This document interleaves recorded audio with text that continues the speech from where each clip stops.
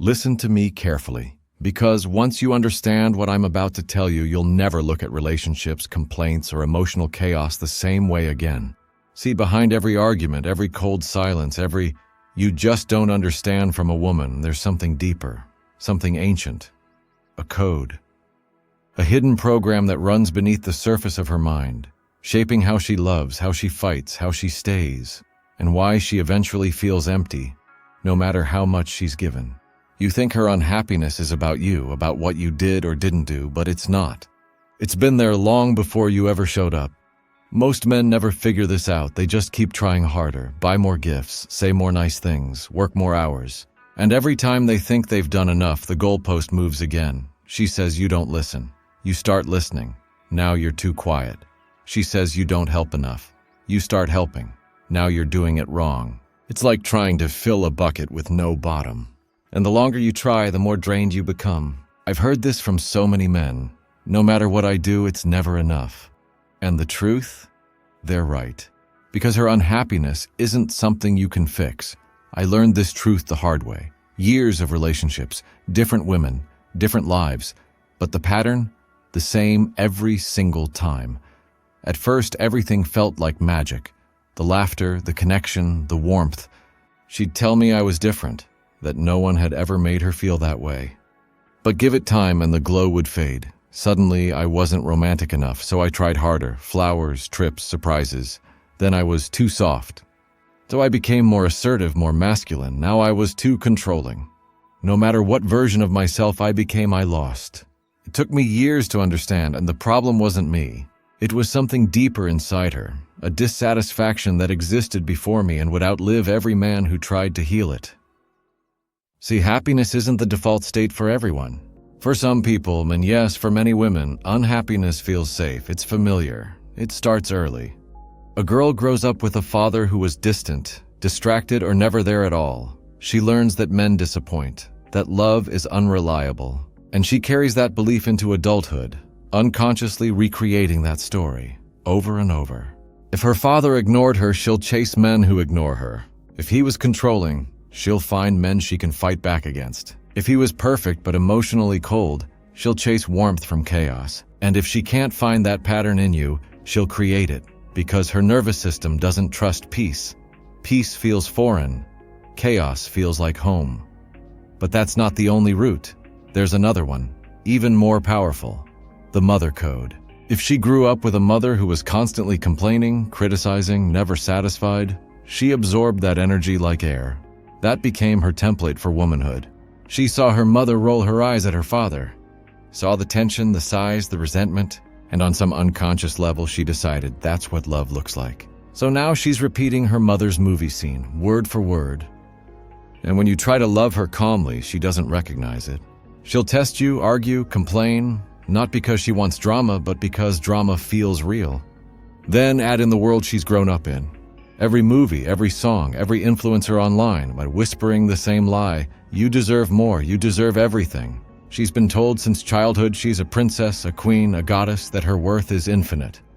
That the man must earn her love, prove himself, worship her. And at first, that belief feels empowering, until reality hits, because real life isn't a fantasy.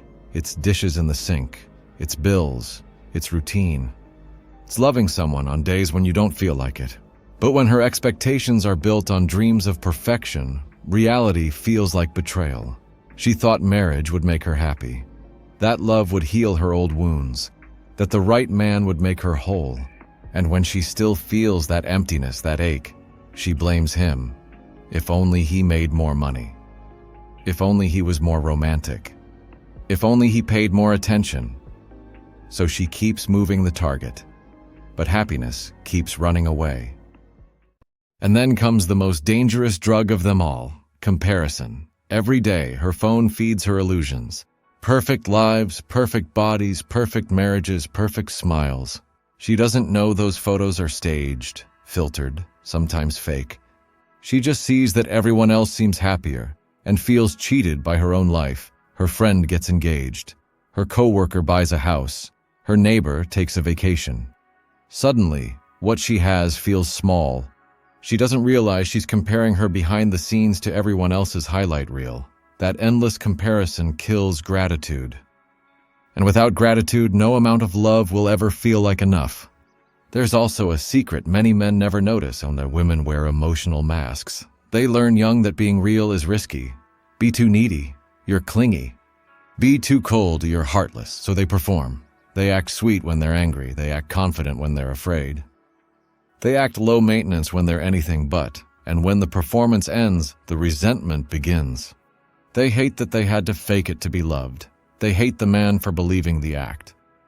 And underneath it all, they're lost in not knowing who their real self even is anymore. Then comes what I call the devaluation phase. It happens like clockwork. In the beginning, you're a dream. She tells her friends how amazing you are, how lucky she feels, but once you're hers, the magic fades. The same traits she adored become the things she criticizes. Your calm becomes boring, your confidence becomes arrogance, your focus becomes disinterest. She doesn't realize it, but her brain is wired for novelty. The dopamine high of newness fades, and she mistakes the chemical calm of stability for unhappiness.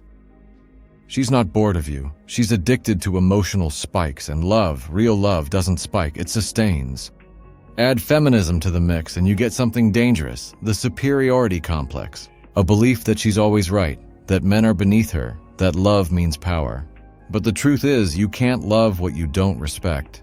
And you can't feel fulfilled by someone you secretly see as inferior. I've met women who called men dogs, idiots, useless, and still wondered why they couldn't feel connection. You can't build love on contempt. Then there's the emotional sabotage that comes from fear. She says she wants stability and then creates chaos. Says she wants peace, then starts fights. Says she wants love, then pulls away when she feels it. It's not manipulation, it's trauma on autopilot. She's rehearsing the emotional script she's known her entire life. Love isn't safe, happiness won't last, so destroy it before it destroys you. That's why so many women walk away from good men. Not because he did anything wrong, but because peace felt suspicious. And then, the cruelest illusion of them all. You can have it all. Career, family, freedom, adventure, all at once. It sounds beautiful until reality hits. Life requires trade-offs. Every choice means losing another. Career success might mean less time for love. Raising kids might mean sacrificing personal dreams. And doing both means exhaustion. But society tells her compromise equals failure. So she lives in constant dissatisfaction. No matter what she chooses, she feels like she's missing something. And somewhere along the line, unhappiness becomes identity. She bonds through complaining, connects through pain, gets validation through victimhood. Happiness feels foreign. Sadness feels familiar.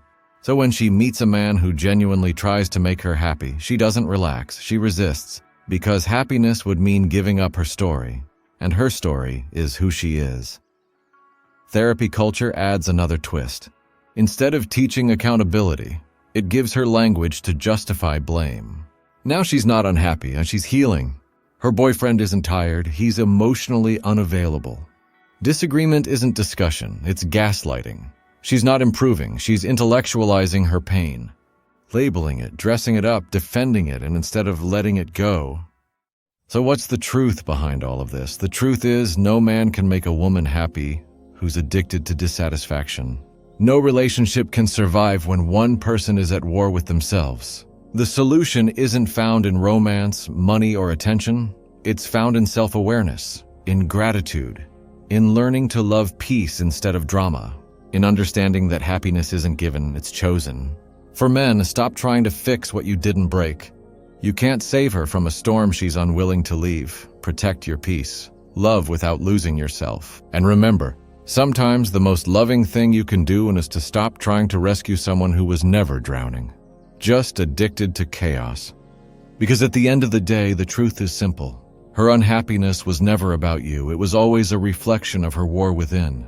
And until she makes peace with herself, every man will become the next battlefield.